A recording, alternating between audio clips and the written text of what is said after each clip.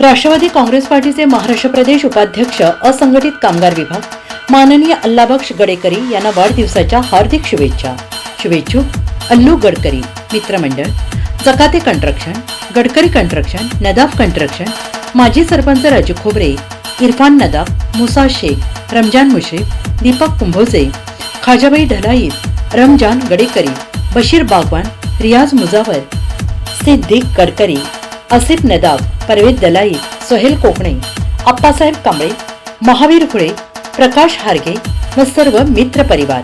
Rashtrawadi Congress party Sangli जिल्हा।